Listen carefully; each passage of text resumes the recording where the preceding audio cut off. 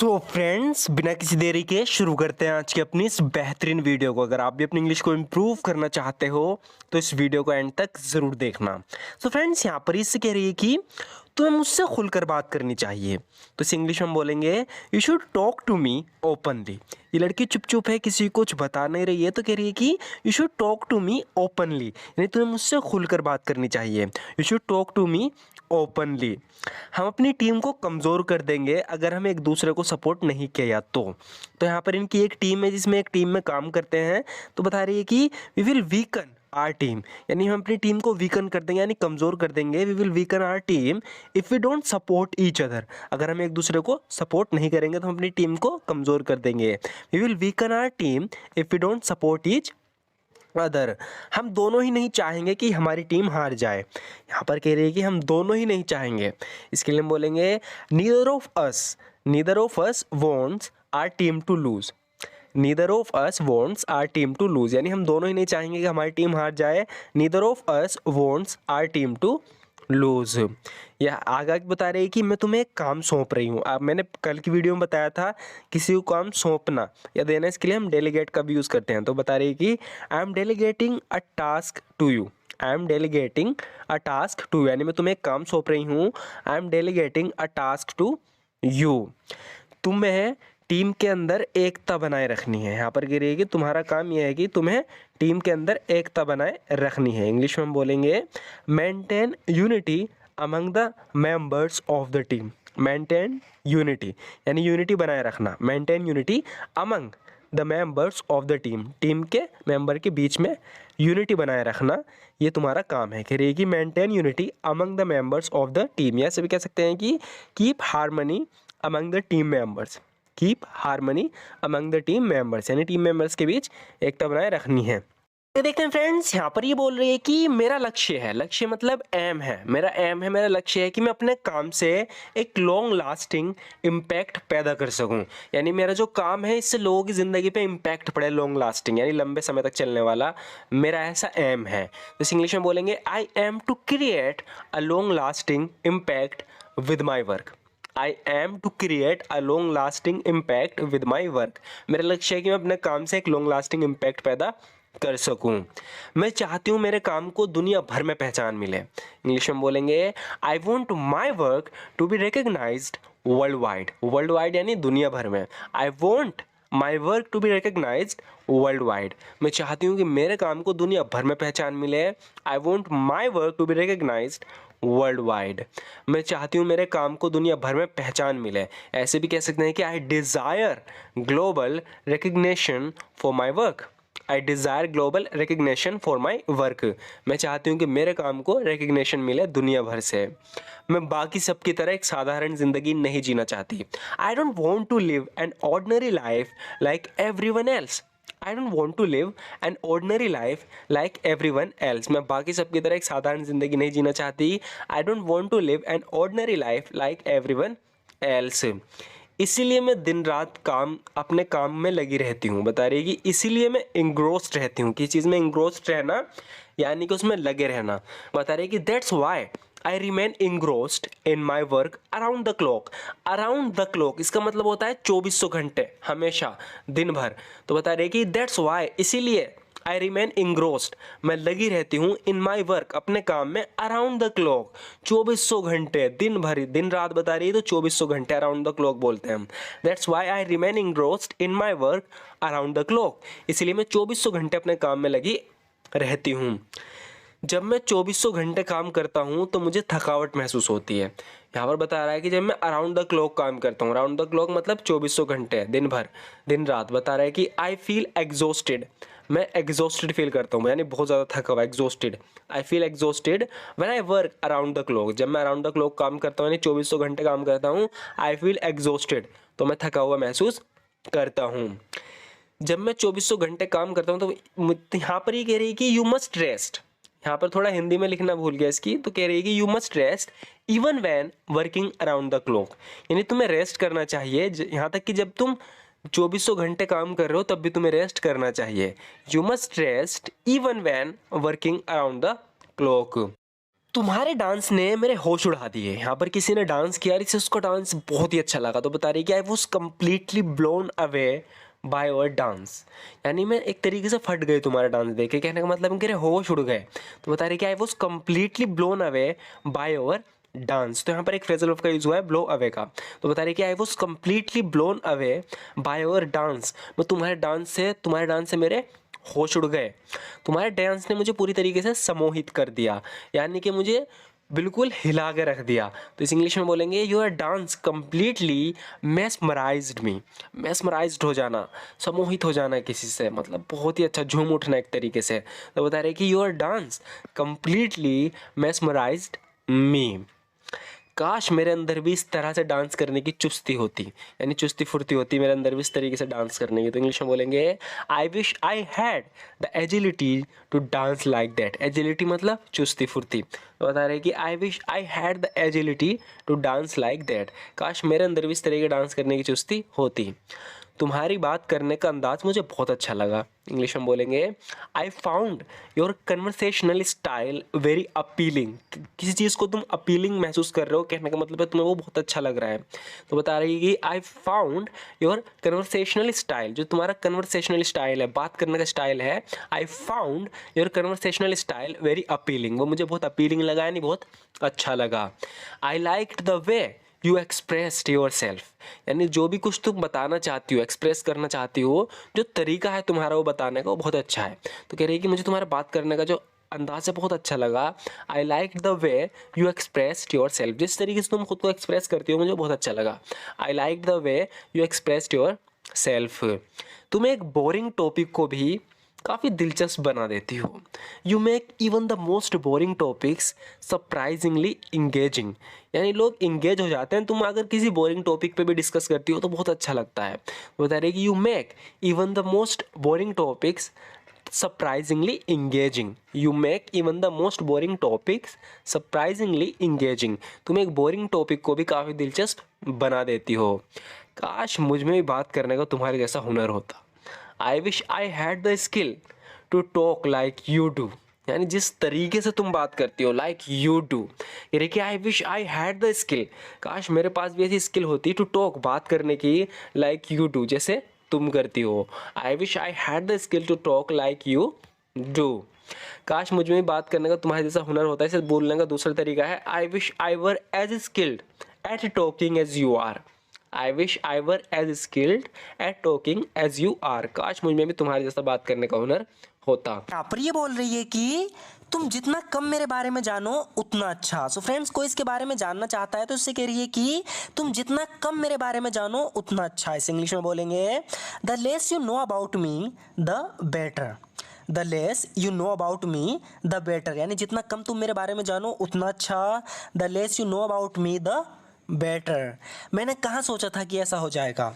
So friends, जब भी हम इस तरीके से बोलते हैं कि मैंने कहाँ सोचा था, इस इंग्लिश में बोलेंगे little did I think. Little did I think that this would happen. Little did I think that this would happen, यानी मैंने कहाँ सोचा था कि ऐसा हो जाएगा। Little did I think that this would happen. मुझे तो ऐसा लगा था कि तुम सब कुछ ठीक कर दोगे। इस इंग्लिश में बोलेंगे I thought you would make everything all right. कह रही है कि आई थॉट, यानी मुझे तो ऐसा लगा था you would make everything all right, तुम सब कुछ ठीक कर दोगे। I thought you would make everything all right, मुझे तो ऐसा लगा था कि तुम सब कुछ ठीक कर दोगे। जितनी जल्दी तुम यहाँ से निकलो उतना अच्छा। तो यहाँ पर ही किसी लड़की से कह रहा है कि the sooner you leave here the better. The sooner you leave here the better, यानी जितनी जल्दी तुम ये जगह छोड़ो, यहाँ से निकलो उतना अच्छा। The sooner you leave here the better. ये जगह बहुत ही ज़्यादा ख़तरनाक है, तो बहुत ही ज़्यादा, इसके लिए हमने यूज़ किया है वे टू। तो कह रहा है कि this place is way too dangerous. This place is way too dangerous, यानी ये जगह बहुत ही ज़्यादा ख़तरनाक है। अगर तुमने मेरी सुनी होती तो आज ऐसी नौबत नहीं आती। सो फ्रेंड्स, थोड़ा ध्यान से देखना है। यहाँ पर ही कह रही है कि if you had listened to me, यानी अगर तुमने मेरी बात सुनी होती, यानी मुझे लिसन किया होता। If you had listen to me we wouldn't be where we are today, यानी जिस हालात में आज हम हैं, जहाँ पर आज हम हैं वहाँ नहीं होते। If you had listen to me, तो हम इसे इंग्लिश में, हिंदी में इस तरीके से कह सकते हैं कि अगर तुमने मेरी सुनी होती तो आज ऐसी नौबत नहीं आती। If you had listen to me we wouldn't be where we are today. मुझे क्या पता था कि बात इतनी आगे निकल जाएगी यानी इतनी बिगड़ जाएगी। सो फ्रेंड्स इंग्लिश में हम इस तरीके से बोलेंगे लिटिल डिड आई नो, यानी मुझे क्या पता था, little did I know that things would go so far. Things would go so far यानी बात इतनी आगे निकल जाएगी या इतनी बिगड़ जाएगी। Little did I know that things would go so far यानी मुझे क्या पता था कि बात इतनी आगे निकल जाएगी। मैंने तो सिर्फ वही किया जो किए जाने की ज़रूरत थी। सो फ्रेंड्स से ध्यान से देखना, कह रही है कि I only did what needed to be done. कह रही है कि आई ओनली डिड यानी मैंने सिर्फ वही किया, I only did what needed to be done, जिसकी किए जाने की ज़रूरत थी। I only did what needed to be done यानी मैंने तो सिर्फ वही किया जो किया जाने की ज़रूरत थी।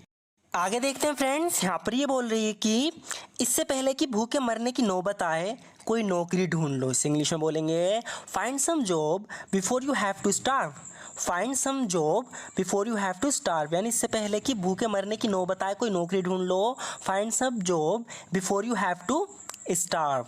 तुम्हें कोई अंदाज़ा भी है मेरी सैलरी से गुजारा करना कितना मुश्किल है। इस इंग्लिश में बोलेंगे do you have any idea how difficult it is to get by on my salary. कह रही है कि do you have any idea, तुम्हें कोई आइडिया भी है, तुम्हें कोई अंदाज़ा भी है, हाउ डिफ़िकल्ट इट इज़ कितना मुश्किल है, to get by on my salary मेरी सैलरी से गुजारा करना। तो बता रही है कि तुम्हें कोई अंदाज़ा भी है मेरी सैलरी से गुजारा करना कितना मुश्किल है। इसकी सैलरी बहुत कम आती है इसलिए कह रही है कि do you have any idea how difficult it is to get by on my salary. अगर तुम पर हमला हुआ होता तो तुम क्या करते। तो यहाँ पर कोई लड़की, इसने किसी को मारा है बहुत ज़्यादा क्योंकि इस पर किसी ने हमला कर दिया था। तो कोई इससे कह रहा है कि तुमने ऐसा क्यों किया। तो कह रहा है कि अगर तुम पर हमला होता तो तुम क्या करते। तो इस तरीके से जब भी हम बोलते हैं कि तुम मेरी जगह होते तो तुम क्या करते, ऐसा होता तो तुम क्या करते, इस तरीके सेंटेंस हम हमेशा सेकेंड कंडीशन सेंटेंस में बनाते हैं। जैसे कि यहाँ पर ही कह रहा है कि what would you do if you were attacked. What would you do if you were attacked यानी अगर हमला तुम पर होता तो तुम क्या करते। What would you do if you were attacked अगर तुम मेरी जगह होते तो क्या तुम ऐसा नहीं करते। कह रहा है कि if you were me, if you were me, ये कहना का मतलब है कि अगर तुम मेरी जगह होते हैं। इस तरीके से बोल सकता है कि if you were in my shoes यानी अगर तुम मेरी जगह होते, या आप इस तरीके से बोल दो इफ़ यू वर मी, अगर तुम मेरी जगह होते wouldn't you do the same, क्या तुम ऐसा नहीं करते। If you were me wouldn't you do the same यानी अगर तुम मेरी जगह होते तो क्या तुम ऐसा नहीं करते। आगे देखते हैं फ्रेंड्स, यहाँ पर ही किससे पूछ रहा है कि तुम्हें ये चोट कैसे लगी। इस इंग्लिश में बोलेंगे how did you get this injury. How did you get this injury यानी तुम्हें ये चोट कैसे लगी। How did you get this injury. लगता है उन्हें गोली लगी है। तो यहाँ पर किसी को गोली लगी है, उन्हें देख के कह रही है कि लगता है उन्हें गोली लगी है। इस इंग्लिश में बोलेंगे दे सीम टू, यहाँ पर ध्यान रखना सीम टू का यूज़ होगा क्योंकि इसने कहा है लगता है। They seem to have been shot. They seem to have been shot यानी लगता है उन्हें गोली लगी है। They seem to have been shot. हम उन्हें जितनी जल्दी अस्पताल ले जाएं उतना अच्छा। तो इस तरीके के मैंने अभी दो एक सेंटेंस और बताए हैं। यहाँ पर भी ऐसी बोल रही है कि हम उन्हें जितनी जल्दी अस्पताल ले जाएं उतना अच्छा। तो इंग्लिश में बोलेंगे the sooner we get them to a hospital the better. The sooner we get them to a hospital the better यानी हम उन्हें जितनी जल्दी अस्पताल ले जाएं उतना अच्छा। The sooner we get them to a hospital the better. तुम दोनों कार से उतर जाओ। उतरने के लिए क्या किसका यूज़ करेंगे, कार से उतरने के लिए गेट ऑफ फ्रेजल वर्ब का। तो कह रहा है कि you two get off the car. You two get off the car यानी तुम दोनों कार से उतर जाओ। You two get off the car. बेहतर होगा तुम वापस जाओ, जल्दी अंधेरा हो जाएगा। तो रात होने वाली है इसलिए कह रहा है कि बेहतर होगा तुम वापस जाओ यानी तुम वापस चले जाओ, जल्दी अंधेरा हो जाएगा। इस इंग्लिश में बोलेंगे यू बेटर गो बैक। हम इसे इस तरीके से बोल सकते हैं you had better go back यानी बेहतर होगा तुम वापस चले जाओ। It will be dark soon जल्दी अंधेरा हो जाएगा। You better go back it will be dark soon यानी बेहतर होगा तुम वापस चले जाओ, जल्दी अंधेरा हो जाएगा। मेरे चाचा जो लंदन में रहते हैं कल हमसे मिलने आए थे। तो बता रही है कि my uncle who lives in London visited us yesterday. My uncle who lives in London visited us yesterday यानी मेरे चाचा जो लंदन में रहते हैं कल हमसे मिलने आए थे। My uncle who lives in London visited us yesterday. वो साल में सिर्फ एक बार आते हैं। यहाँ पर ही बता रही है कि he only comes once a year. He only comes once a year साल में एक बार, इसके लिए हम यूज़ करेंगे वंस अ ईयर। तो बता रही है कि he only comes once a year यानी वे साल में सिर्फ एक बार आते हैं, वो हमेशा मेरे लिए चॉकलेट लाते हैं। बता रही कि ही ऑलवेज ब्रिंग्स मी चॉकलेट्स, ही ऑलवेज ब्रिंग्स मी चॉकलेट्स, यानी वो हमेशा मेरे लिए चॉकलेट लाते हैं। ही ऑलवेज ब्रिंग्स मी चॉकलेट्स। मैं जल्दबाजी में सीढ़ियों से नीचे गिर गया था। इसे इंग्लिश में बोलेंगे I fell down the stairs in my haste, I fell down the stairs in my haste, यानी मैं जल्दबाजी में सीढ़ियों से नीचे गिर गया था। I fell down the stairs in my haste. मुझे कार चलाए हुए काफ़ी समय हो गया है। इसे इंग्लिश में बोलेंगे it has been a while since I have driven a car, it has been a while since I have driven a car. इस तरीके से हम बताते हैं कि मुझे कुछ किए हुए काफ़ी समय हो गया है, तो मुझे काफ़ी समय हो गया है, इसके लिए तुम यूज़ करेंगे it has been a while since I have driven a car. जैसे कि यहाँ पर ये कह रही है कि it has been a while since I have driven a car, यानी मुझे कार चलाए हुए काफ़ी समय हो गया है। तुम किस दुश्मनी की बात कर रहे हो? यहाँ पर ये किसी से फ़ोन पर बात कर रही है, कह रही है कि what enmity are you talking about, what enmity are you talking about, यानी तुम किस दुश्मनी की बात कर रहे हो। What enmity are you talking about, मुझे समझ नहीं आता उसकी मुझसे क्या दुश्मनी है। I don't understand what enmity he has with me, I don't understand what enmity he has with me, कह रही है कि मुझे समझ नहीं आता कि उसकी मुझसे दुश्मनी क्या है। I don't understand what enmity he has with me. बस कोशिश करते रहो, यहाँ पर ये किससे कह रहा है कि just keep trying, just keep trying, यानी बस कोशिश करते रहो, जस्ट कीप ट्राइंग। अगर वो ऐसा कर सकते हैं तो हम भी कर सकते हैं। If they can do it so can we, कह रहा है कि if they can do it so can we, यानी अगर वो ऐसा कर सकते हैं तो हम भी कर सकते हैं। If they can do it so can we. So friends, आज की वीडियो में बस इतना ही। मैं आपको बता दूं लास्ट के जो कुछ सेंटेंसेस थे वो हमने रिपीट किए अपनी पुरानी वीडियो से। जैसे कि ये जो आप देख रहे हो यहाँ पर ये सेंटेंस है, ये हैं, ये 4 से 5 जितने भी हमने अपनी पुरानी वीडियो से रिपीट किए हैं ताकि प्रैक्टिस भी होती रहे।